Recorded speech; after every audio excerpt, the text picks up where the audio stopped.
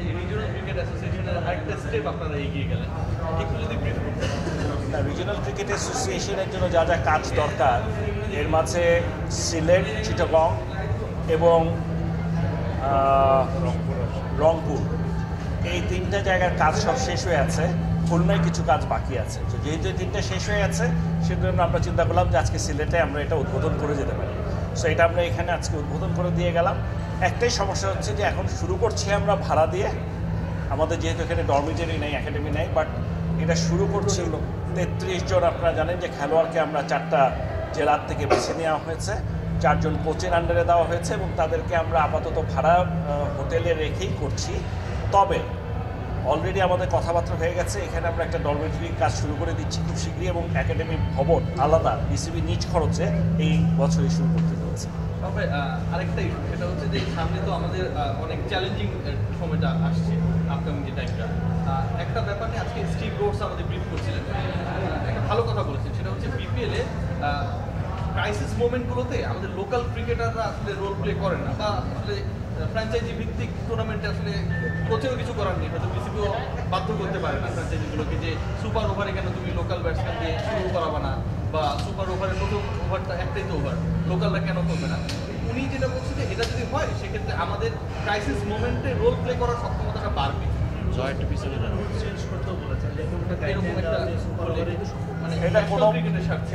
এটা কোনোভাবেই সম্ভব বলে আমার জানা নাই। প্রথম কথা হচ্ছে কোনো জায়গায় এরকম নিয়ম নাই, কারণ এটা বেসিক্যালি এটা ফ্র্যাঞ্চাইজি লিগ, কাজে এখানে ফ্র্যাঞ্চাইজিদের পছন্দ মতো টিম সিলেকশন থেকে শুরু করে কে খেলবে না খেলবে এখানে বিসিবি আসলে ইন্টারফেয়ার করলে আর এটা ফ্র্যাঞ্চাইজি লিগ থাকে না। সো ন্যাচারালি এটা ডিফিকাল্ট আমি মনে করি। তবে আমার দৃঢ় বিশ্বাস যে এই ফরম্যাটে যেহেতু আমরা এখনও অত ভালো নই এবং আমাদেরকে খেলার মাধ্যমে প্রমাণ করতে হবে খেলোয়াড়দের যে তারা এই সমস্ত পজিশনে এই রকম সিচুয়েশনে খেলতে পারে, এবং এটাই আমাদের ওয়েট করা উচিত। জোর করে কাকে না মনে হচ্ছে ন্যাচারালি তারা উঠে আসা উচিত। তবে আরেকটা ব্যাপার, সেটা হচ্ছে যে টি-20তে তো মানে আমাদের ঘরোয়া ক্রিকেটে বিপিএল এর বাইরে আসলে ওইরকম স্মুথলি অন্য কোনো প্রোগ্রাম হয় না বা নেই। তো আপনারা তো অনেক কাজ করছেন, এটা নিয়ে কি একটু নজর দিবেন কিনা, যেন হচ্ছে আরও বেটার টি-20 ক্রিকেটার্স উঠে আসে বা বিপিএল এর পারফরমেন্সটা ভালো হয়? না, আমাদের সমস্যাটা হচ্ছে কি কতগুলো জিনিস মাথায় রাখতে হবে আমাদেরকে, যে একটা হচ্ছে ন্যাশনাল টিম। ন্যাশনাল টিমের বাইরে হলে অনেক কিছু প্ল্যান করা সম্ভব, করা যায় না যে তা না, বাট আনফর্চুনেটলি এখন পর্যন্ত আমরা যদি কোনো টুর্নামেন্ট দিই যেটাতে ন্যাশনাল টিমের কোনো প্লেয়ার খেলবে না, ওটায় কোনো চার্মই থাকে না। সো এবং এটা নিয়ে কেউ ইন্টারেস্টও শো করে না, ওটা হলো আমাদের সমস্যা। কিন্তু ডেফিনেটলি ন্যাশনাল টিমের প্লেয়াররা এত বুক যে ওদের আসলে যে ব্রেক বা রেস্ট দেওয়া দরকার সেটাই আমরা দিতে পারছি না, এবং এটা নিয়ে আমরা অলরেডি চিন্তিত। আমরা বুঝতে পারছি যে তাদের উপর প্রচণ্ড প্রেশার পড়ছে, তাদের ব্রেক দরকার, ব্রেক দেওয়া সম্ভব হচ্ছে না। এটা শেষ হতে না হতেই আবার চলে যাচ্ছে এখন নিউজিল্যান্ড, তারপর আয়ারল্যান্ড আছে, ওয়ার্ল্ড কাপ আছে, সেই প্লেয়ারগুলোর উপর প্রেশার অনেক বেশি পড়ছে। তবে যেই জিনিসটা ঠিক করেছে যে একটা মাঝামাঝি জায়গায় আসতে পেরেছি, সেটা হচ্ছে যে আমরা ঠিক করেছি যে আমাদের প্রিমিয়ার ডিভিশনে যেটা হয় যে আমরা যে ওডিআই খেলি এর সাথে আমরা টি-20টাও যোগ করবো, যেটা এক সময় ছিল। এটা হলে কিছু প্লেয়ার তো অবশ্যই অ্যাডিশনাল সুযোগ পাবে। এটা কি নেক্সট ইয়ার যত ওয়ার্ল্ড কাপ আছে এই মৌসুমে কি এরকম পরিকল্পনা শুরু করছেন? এইটা এই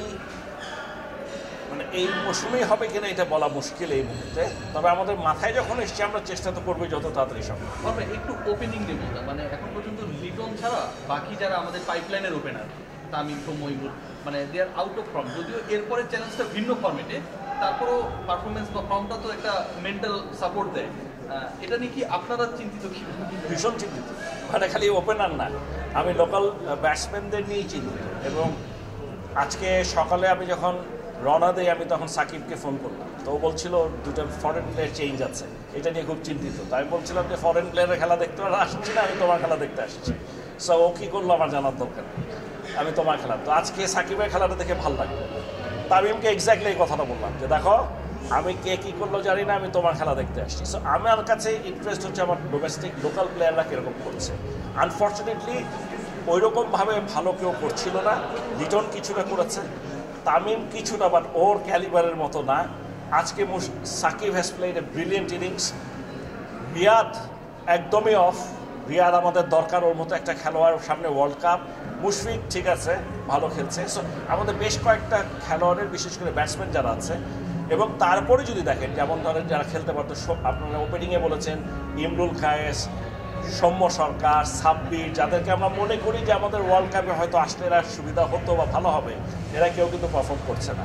সো ন্যাচারালি আমরা এটা নিয়ে অত্যন্ত চিন্তিত। তবে আমার দৃঢ় বিশ্বাস এখনও শেষ হয়নি বিপিএল, আস্তে আস্তে যেভাবে আসছে মুশফিকের ইনিংসগুলো দেখেছি, আজকে সাকিবেরটা দেখেছি, সামনে হয়তো আমরা আরও ভালো পাবো তো দেখেছি। টেকনিক্যাল সাইডে প্রতি বছরই বিপিএল অনেক ভালো হয়, এইভাবে যেমন অ্যাডেড ডিআরএস এবারই উন্নতি হয়, বিদেশিরাও তাই স্বীকার করে। কিন্তু আমাদের আম্পায়ারিংয়ের একটা জায়গা মনে একটু কনসার্ন হয়ে যাচ্ছে যে ধরুন খালি চোখে যখন ডিআরএসটা কমপ্লিট ছিল না প্রথম দিকে, তখন খালি চোখে কিছু সিদ্ধান্ত আম্পায়ার্স বলকে নট আউটকে আউটকে নট আউট করে দেওয়া, এরকম একটা বিতর্ক ছড়িয়েছিল। রিসেন্টলি একটা আউট যেটা সবগুলো আউট জাজ করার কথা ছিল ডিআরএসে, সেটা করেনি। সব কাজগুলো কিন্তু আমাদের লোকাল আম্পায়ারের হাত দিয়ে হচ্ছে। এইটা একটা ভীষণ কনসার্ন হচ্ছে, এটা একটা ইন্টারন্যাশনালি ডেলি কাজ করছে না, আম্পায়ারিং তো দিয়ে শুরু এটা। ব্যাপারটা হচ্ছে কি, আম্পায়ারিং তো একটা মেজর ইস্যু, এটাতে তো অস্বীকার করার কোনো উপায় নেই। সমস্যাটা হচ্ছে এটা এমন একটা জিনিস যেটা নিয়ে আসলে বোর্ড, আম্পায়ারের বিরুদ্ধে বোর্ড কোনো স্ট্যান্স নিচ্ছে, এটাও কিন্তু কোনো জায়গায় অ্যাকসেপ্টেবল না। মানে এটার একটা নিয়ম আছে, পদ্ধতি আছে। তবে আমরা যেটা করতে পারি যে ভুল তো করতেই পারে, এটা নিয়ে আসলে তেমন কিছু করাটা খুবই কঠিন। আমরা যেটা করার চেষ্টা করছি, এটা নিয়ে চিন্তা ভাবনা করছি, সেটা হচ্ছে যে আম্পায়ারদের মানটা কীভাবে বাড়ানো যায়। সেই জন্য যে আমরা যত রকম ট্রেনিং বা প্রোগ্রাম যা যা আছে এগুলো যদি আমরা করতে পারি, এছাড়া আমাদের